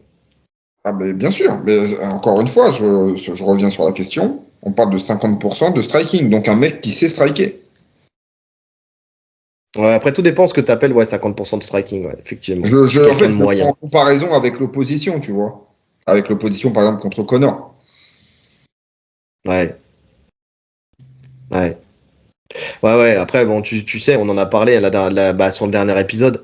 Le côté, euh, le côté aura joue beaucoup aussi. Enfin, tu sais, par exemple, quand tu prends Khabib contre Gaethje, tu sais, le fait que son striking, il était complètement décousu parce qu'il passait plus de temps à courir, tu sais, à fuir Khabib que, Ah, mais lui, je le tu vois. comprends. Parce que lui, c'est pas un Voilà. 50% en sol, c'est un 0% en sol, Guedji. Ah ouais. Donc il Ouais, sait que s'il tombe, c'est foutu, tu vois. ouais. Ouais, non, je suis d'accord. Je suis d'accord. Après, tu sais, pourquoi on trouvera jamais de combat enfin, véridique, Parce qu'il y a tu des sais, avec un contre-exemples exemple tout le temps, de parfait. toute façon. Non, il y a des contre-exemples tout le temps, mais c'est parce que t'auras jamais quelqu'un qui soit à 50-50. Tu vois, dans le sens où Khabib, tu vois, effectivement, t'as la lutte, mais en termes de sol, il est pas à 50%. Oui, bien sûr. Tu vois ce que je veux dire? Oui, je vois ce que tu veux dire. Donc ça fausse aussi. Parce que s'il avait eu que la lutte, par exemple, à 100%, et que le reste était moyen, aussi au sol, tu vois, il y aurait peut-être pas eu le finish. Il y aurait peut-être pas eu autant de temps de contrôle. Ouais, non, Donc c'est en clair. vrai de vrai, tu sais, tu peux pas trouver de combat comme ça. Mais bon, en tout cas, voilà, moi, le striking parce que ça reste la première des distances. Tu vois, faut passer ce cap-là en fait. Faut passer le striking avant d'arriver à la lutte. Ok. D'ailleurs, t'as vu pour juste finir sur Khabib là, tu sais le post là qui tourne en ce moment où il a mis une photo de lui avec un cocard. Suis-je devenu trop vieux? Ah, j'ai vu la photo, mais j'ai pas. Je me suis pas attardé sur le poste, mais j'ai vu qu'il avait pris, ouais, il a un œil au beurre noir, là. Ouais. Attends, juste arrêtons-nous 2 secondes là-dessus. Qu'est-ce que ça renvoie pour toi, le fait qu'il y ait ce poste-là et que tout le monde rebondisse dessus? Rien, puisque je te dis que je l'ai vu passer, mais j'ai pas. J'ai pas lu le truc. J'ai juste Ouais, vu. mais si je te le dis maintenant, voilà, si je te le dis maintenant, voilà, maintenant on dit tu l'as vu, il y a ce truc, suis-je devenu trop vieux, et il a un cocard, et il poste ça, et tout le monde derrière le renvoie, le remet, tout le monde en parle. Tous les médias en ont parlé, nous les premiers, là, on en parle là maintenant. Tu en parles. J'en parle, oui, mais toi tu l'as pas vu vraiment, t'as pas vu tout le poste, tu vois ce que je veux dire? T'as juste vu qu'il avait un cocard. Et c'est quoi le Donc t'as poste? pas, Il y a quoi sur le poste? une photo de lui avec son cocard, avec écrit en anglais et en russe, suis-je devenu trop vieux? Moi, je sais pas quoi en penser. J'en pense rien. Moi, ça me fait penser à genre de ma carrière, personne m'a mis un cocard. Mais je crois que c'est vrai, hein. Je crois que c'est. En tout cas, et on sait avec qui il a tourné? Non, c'est pas avec qui il a tourné. Mais tu sais, Enfin, un cocard, tu sais, ça arrive tellement, ça peut tellement arriver n'importe comment, avec n'importe quoi et tout ça. Mais tu sais, cette réflexion, tu sais, en fait, je suis désolé, hein, bah, je vais encore me faire tacler, je m'en fous, de toute façon. Je vais encore me faire tacler. Ah De oui, toute mais t'aimes façon, ça aussi. non, mais je pars du principe, à partir du moment que je parle de n'importe quoi, on me renvoie vers la team Khabib, tu vois, que ça soit Islam ou que ça soit Khabib. Donc, à partir de ce moment-là, c'est bon. Tu sais, encore la semaine dernière, tout le monde me renvoie. Mais non, mais c'est qu'un exemple. Oui, c'est un exemple. Mais en même temps, vous me renvoyez toujours vers les mêmes personnes. Tu sais, vous parlez pas des autres. Mais donc, tant pis, j'ai acté ça. Mais ce niveau de mégalomanie, ce niveau de mégalomanie pour prendre un cocard et dire, suis-je devenu trop vieux? Ça, il y a encore 2 ans, impossible. Tu vois ce que je veux dire? Mais tranquille, tu vois ce que je... Non mais c'est un truc de malade. Combien de fois moi j'ai posté des photos avec des cocards? J'ai toujours été vieux alors? C'est ça qu'on est en train de me dire? Non, t'as toujours été nul. C'est ça la différence. Non mais bien sûr, je ne suis qu'un homme et je l'accepte. Je veux avoir ce profil d'homme. Mais ça me va très bien, tu vois. Je veux pas être une légende. Mais en tout cas, tu sais, ce niveau de mégalomanie et que tout le monde en plus, tu sais, rentre dans ce jeu-là. Tu sais, ce monde des réseaux sociaux, du truc de normalement les frérots, je suis intouchable. Je suis intouchable. Jamais j'ai une griffure. Tu vois. C'est quand même un truc de ouf. C'est un truc de ouf. J'adore. Non, mais moi, après, j'adore. Ce qui est J'adore. fort. Mais tu sais, ça colle avec le personnage. Tu sais qu'il va se permettre après de parler des autres. Tu sais, comme on Non, en non, avait dit, qu'il va prendre la parole sur des gens, il faut que t'arrêtes frérot, machin, et tatati sur des Aldo, sur des mecs comme ça, et de ne pas respecter certaines autres légendes. D'autres ça légendes, colle parce que je avec, peux le mettre dedans. ça colle avec l'aura que tu décrivais tout à l'heure. C'est Ouais. l'aura d'intouchable. C'est fou. C'est fou. En tout cas, moi, quand j'ai vu ça, Mais pour moi, c'est tout de un suite, je génie te de la jure, j'ai eu un communication, sourire. Khabib, hein. J'ai eu un sourire. Ben oui, j'ai eu un sourire. Je me suis dit, le mec est très fort. Il entretient sa légende, même au-delà du truc. Trop fort. Tu Ah vois. ouais, génie de la communication. Ouais. Ouais, ça, franchement, respect. Là-dessus, voilà. Pas une trace, pas une griffure. Y a pas de problème, t'es là. T'es là, frérot. Mais ça m'a fait rire, en tout cas. J'ai beaucoup aimé le truc. Et de voir que tout le monde se rue sur cette info. C'est sur quoi? C'est Waouh! Tu sur sais, qui Insta? repartage. Non, non, partout. Sur la sueur, sur Actu MMA, partout. Elle T'as est mis partout. connexion? T'as mis connexion? Mais moi, c'est en fait, finalement, j'analyse les analystes, entre guillemets. J'analyse finalement, tu vois ce que je veux dire? C'est-à-dire que j'en aurais pas parlé si c'était pas sorti partout. C'est le fait que je le vois là, sur Instagram, sur machin, sur truc. Je me dis, mais les gens sont sérieux. Le mec, il est là, il a un cocard. Suis-je devenu trop vieux? Un niveau de melon extraordinaire. Je sais pas, mais le melon, il a mûri, en tout cas. Ça, c'est sûr qu'il a mûri, le melon. C'est, à moins que ça soit fait avec de l'humour, ce que j'espère. En tout cas, si Khabib le fait avec de l'humour et le partage, je valide. Ce qui est retranscrit par les médias, c'est pas de l'humour. C'est Après, vraiment genre encore une la fois, hein, déification d'une personne, tu vois. ce que les médias déduisent de ce que tu dis, ça t'en est pas maître, hein. Bien sûr. Non, mais c'est pour ça que je mets ça. Limite, Khabib, je le mets de côté. Tu vois. Ouais, c'est C'est, l'ampleur tu que vois, ça quand je dis ça, prend dans je les rigole. médias. C'est pour rigoler quand je dis ce niveau de melon, tous ces trucs-là. Parce que je pense que des cocards, il en a eu dans sa vie. C'est impossible de faire toute une vie de combattant sans jamais avoir pris un cocard. La preuve, c'est que quand il est ressorti du combat contre Connor, il était marqué. Enfin, quand il y a eu des combats où il a été marqué. Donc, lui, il met ça comme ça, c'est de l'humour. C'est un selfie, il fait de l'humour. Donc, je le mets de côté. Je rigole quand je dis ça. C'est quand je dis le niveau de melon, quand je dis le truc stratosphérique, tu vois. Bien sûr que je rigole. Mais ce qui me fait rire, surtout, c'est les médias qui, finalement, ont tellement mis sur un piédestal une personnalité qui fait qu'ils ne comprennent même pas ce niveau d'humour, en fait, finalement. Ils rentrent dans le truc. Tu vois, genre, Ouais, ouais, l'intouchable ouais. a été touché. Ah, je C'est un comprends truc de mieux. malade. Ok. Tu vois. Le problème. Ça Ouais, m'a ouais. fait rire. Ça m'a fait rire. Les médias, tiens, crotte de nez. Hop. Donc, dernière question. Une question short notice qui nous a été envoyée tout à l'heure par un confrère, Arnaud de Café Crème Sport, d'ailleurs. Un bisou. Pouvez-vous revenir sur votre soumission préférée, soit en compétition de grappling et ou en MMA, celle qui vous a marqué, sinon, si jamais on n'en a pas, et pourquoi ne pas revenir en plus en détail sur le déroulement technique de celle-ci? Donc, vas-y, je te laisse commencer. Alors, soumission préférée, moi personnellement, c'est le triangle. C'est le? Le triangle. Ah, putain, on est connecté. On est Toi tatami aussi? connecté. Toi aussi? Ah bah oui. Vas-y, va au bout, ouais. Ouais, bah, c'est la soumission, c'est une des premières soumissions que j'ai vues en regardant les compétitions et tout. C'est une des premières soumissions que j'ai mises moi-même et que j'ai vraiment bien maîtrisée. Donc Bien sûr. j'aime beaucoup le triangle. C'est vrai On que s'en souvient. cette sensation de verrouiller la tête du mec, et en plus tu sais, tu vois, quand t'es bien verrouillé, tu sais que ça sortira plus et que tu l'as bien et qu'il y a juste à attendre. Non, c'est un kiff. Oui, parce que notre cher Rolly, ici présent, toutes ses premières compétitions, passaient moins de 5 minutes sur le tapis, tout combat confondu, en finalisant tous ses adversaires par triangle. Ah, le triangle, À c'était quelque l'époque, chose. c'était ça. C'était triangle, triangle, triangle. Toi et Samy, c'était pareil. Les deux, Ouais. triangle, triangle, triangle, triangle, ça enchaînait. Il n'y avait même pas.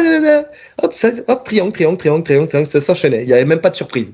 Donc je comprends que tu aies choisi cette soumission. Je l'ai choisi aussi, alors comme on a dit tout à l'heure en off, tu sais, au début, elle n'est pas venue tout de suite, mais par contre, quand elle s'est imposée à moi aussi directement. Le triangle sous toutes ses formes, en fait, finalement, de toutes les positions. Et c'est ça qu'en fait, que j'aime dans le triangle, c'est qu'on peut l'attaquer de partout. Tu peux l'attaquer dans l'axe, tu peux l'attaquer en triangle inversé, tu peux l'attaquer de la garde, tu peux l'attaquer du dos, tu peux l'accumuler avec d'autres soumissions. Tu vois, tu peux cumuler avec un Juji, tu peux cumuler avec une Kimura, avec Ouais. une Americana, tu peux avec une clé de coude, tu peux, enfin, je vais dissocier clé de coude que tu vas faire avec ton bras, la sakinette, pour ceux qui connaissent Karim Saki, au Juji que tu fais avec tes hanches. Tu peux aussi l'attaquer d'une autre soumission. On l'a vu il y a encore pas longtemps avec Paddy Pimblett qui a attaqué la guillotine et qui est monté ses jambes pour finir le triangle contre Bobby Green. Enfin, contre King Green, excusez-nous. Donc c'est vraiment une soumission que tu peux faire de partout. À la DCC, tu as Fornarino là, qui a gagné sa finale, je crois, de KT, si je me souviens bien, parce qu'on a vu tellement de combats en triangle. Enfin, t'en as plein. Tu prends Verdum qui a battu J'adore. Fedor en triangle. Moi, un des premiers triangles que j'ai vu quand j'ai commencé, tu sais, c'était de la montée, entre guillemets. Si je me souviens bien, c'était Demian Maia qui avait pris un triangle de la montée, qui avait roulé avec son adversaire pour le finaliser. Je sais plus contre qui c'était, mais il part de la montée pour se retrouver en dessous, mais volontairement parce qu'il prenait le triangle d'en haut pour le finaliser en dessous. Tu sais, c'est une technique qui nous a marqué. C'est une Ouais. technique qui est Culte. efficace C'est une dans les deux technique disciplines. culte Ouais, du jiu-jitsu brésilien. Tu vois, quand je pense ouais. au premier combat des frères Gracie et tout, tu vois, et en Mhm. plus, tu avais cette image parce qu'ils s'attaquaient beaucoup d'en dessous. Et où, quand tu étais en dessous, tu étais logiquement dans la tête des gens, tu étais en position de faiblesse. C'est une des premières soumissions qui inversait la situation, tu vois. Ouais, et puis t'avais l'avantage avec le triangle, c'est que tu peux mettre une pluie de coups de coude derrière, en parallèle, tu vois, tu sais, tu viens, tu mets tes coups de coude, enfin, tu peux frapper, tu peux faire du grand end avec le triangle, que tu sois en position montée ou que tu le prennes d'en dessous. Non, c'est vraiment une technique qui est intemporelle, Ouais. et qui restera toujours efficace. Tu vois, tu as des techniques, c'est la mode. Tu vois, tu peux choisir plein de techniques, comment dire, le twister, tu sais, ou les techniques de Tense Planet, il y a plein de techniques comme ça, Gogo ou même le Plata. silhouette stretch. Tu vois, tu sais, t'as plein de choses comme ça. Effectivement, t'as dit Gogo Plata, effectivement. Mais le triangle, ça fait partie des techniques qui fonctionneront toujours contre tout le monde et de tout temps. C'est une des techniques qu'il faut maîtriser. Et même à la DCC aujourd'hui où tu vois plus de bras-tête, tu vois des étranglements dans le dos, tu verras toujours au moins un triangle. Tu verras toujours au moins un triangle dans une compétition. Ouais. C'est, tu prends Philippe Andrews au CGI, tu vois, qui a attaqué un nombre incalculable de triangles aussi. C'est une technique c'est une technique qui fonctionne. Et alors pour rentrer plus dans le détail technique en soi, c'est le fait d'isoler la tête et le bras de ton adversaire entre tes jambes et tu viens verrouiller en fait finalement ton pied dans le creux du genou opposé. Donc tu vas verrouiller du côté où tu as emprisonné le bras. Donc attention de ne pas faire l'inverse, sauf s'il défend et qu'il rentre son bras devant son corps, enfin qu'il enroule votre jambe. Dans ce cas-là, on peut inverser le triangle. Mais sinon, on vient verrouiller ce fameux crochet donc du pied dans le creux du genou du côté du bras qui est isolé, donc la tête et le bras. Si on a la tête, c'est ce que dit Danaer, si vous avez la tête et le bras, il y a un triangle. C'est voilà, c'est peu importe la situation, peu importe la position, vous avez la tête et le bras entre vos jambes, il y a un triangle de possible. Et donc on vient ensuite désaxer pour déjà faciliter la technique, puisque en fait, en fait, on va tourner le corps dans l'axe du genou, entre guillemets. Je vais verrouiller comme ça, je vais tourner dans le sens de l'axe du genou pour que ça mette moins de tension sur mon crochet, parce que si je tourne dans l'autre sens, ça ouvre mon crochet. Et l'autre avantage de désaxer, c'est que si l'adversaire met la pression pour nous étouffer, il va tomber ou il va mettre la pression dans le vide, en fait, tout simplement. Et donc on n'a pas... Voilà. Donc c'est voilà, il y a plein de choses à faire à partir de ce triangle-là. Le triangle inversé, c'est quand on vient prendre l'adversaire un peu à l'envers, entre guillemets, c'est-à-dire un bon exemple de triangle inversé, on peut citer il y en a un, Masvidal, il se fait endormir sur un triangle inversé. Ouais, Masvidal, il se fait endormir contre qui déjà, je sais plus. Ah, je sais pas, l'UFC. Ouais. C'est une vidéo qui a pas mal tourné, ouais. Mais en tout cas, sinon, t'as le plus iconique, entre guillemets, c'est Braulio Estima contre Galvao. Galvao, ouais. Ouais, à la DCC. D'ailleurs, il a expliqué il n'y a pas longtemps ça faisait partie en fait des techniques il avait mis tout un jeu en place autour de Galvao. Il voulait absolument vaincre Galvao, qui est fait partie de l'élite de ce sport. Et donc, il avait mis plein de techniques en place, dont ce triangle inversé. En fait, c'était pas une surprise, quoi. C'était pas une technique sortie de nulle part. C'est qu'il l'avait travaillé spécifiquement pour lui, et c'est comme ça qu'il a gagné. Donc, c'est magnifique.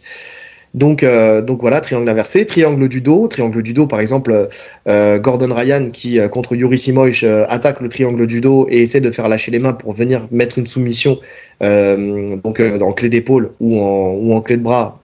Il n'a pas réussi, mais en tout cas il l'a tenté. Mais avant ça, il a attaqué le triangle du dos. Donc c'est voilà, même Gordon Ryan utilise très souvent ce triangle-là. D'ailleurs, le triangle, c'est lui aussi, c'est une de ses soumissions préférées à la base.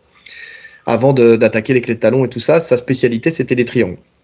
Donc, tu sais dans quoi je le vois que c'est une soumission culte? C'est que à chaque fois que j'ai des nouveaux, tout le monde veut apprendre le triangle. C'est vrai. Tout le monde veut apprendre à faire le triangle. Ouais. C'est vraiment une des techniques qui ressort le plus. Ouais, je suis d'accord. Mais en tout cas, voilà, si vous avez vu du sol une fois dans votre vie, vous avez sûrement vu un triangle, ça c'est sûr. Sans peut-être savoir que ça s'appelait comme ça, mais en tout cas, vous avez sûrement vu, si vous suivez le MMA, si vous suivez le grappling, le jiu-jitsu brésilien, vous avez forcément vu un triangle au moins une fois dans votre vie. Ouais. Sankaku, je crois, pour les judokas. C'est ça. Sankaku Jime, exactement. Sankaku Jime. D'ailleurs, les judokas qui l'attaquent aussi de face quand la personne elle est en turtle position, ouais. Donc, soit pour soumettre, soit pour renverser. Donc voilà, quand on dit voilà, tu l'as dit, ça vient du judo aussi, tu vois, c'est vraiment ancestral, quoi. C'est une des premières techniques, je pense, qui a dû être inventée à l'époque, en fait, tout simplement. Enfin, quand les arts martiaux de préhension, entre guillemets, où il y a du sol, ont été mis en place, quoi. Ouais. Non, c'est très efficace. Voilà, mon cher Arnaud, tu as ta réponse et voilà, une unanimité. Et pourtant, on s'est pas concerté avant. On en a parlé, mais on s'est pas concerté avant, donc ouais, le triangle. Le triangle, c'est notre soumission. J'espère que ça te conviendra comme réponse. Et qu'on a été assez clair sur l'explication de la technique. En soi, vous la retrouverez assez facilement. Hein. Triangle Choke, vous la retrouverez assez facilement sur les réseaux. Toujours sur la chaîne Alpha Fight Club aussi. On en a montré plusieurs. Donc, il n'y a pas de souci. Vous pouvez retrouver sur ma chaîne YouTube. Il n'y a pas de souci. Sinon, vous venez vous inscrire. Hein. On reprend demain. À l'Alpha Fight Club, donc je vous montrerai ça dans la saison, hein, n'hésitez pas, hein. Venez passer la porte de l'Alpha Fight Club, toutes les infos sont sur internet, c'était l'instant pub. Donc voilà, je pense qu'on a fait le tour de ce petit podcast qui aura quand même duré presque 1h30. Ouais, petit. Comme d'habitude, hein, comme d'habitude. Ah, c'est comme ça, on est des vrais pipelettes. En tout cas, likez, commentez, partagez, cliquez sur la cloche des notifications pour ne rien rater. Les 5 étoiles sur toutes les plateformes de podcast. Si vous avez été jusque-là, n'hésitez pas, le mot de la fin, ça sera triangle. Voilà, c'est triangle. Si vous avez été au bout, même si il y a peu de monde qui joue le jeu quand même. Mais bon, c'est pas grave, on le dit quand même. En attendant, il ne nous reste plus qu'à vous souhaiter une bonne journée. Ou une bonne soirée. En fonction de l'heure à laquelle vous nous écoutez. Allez, salut. Salut.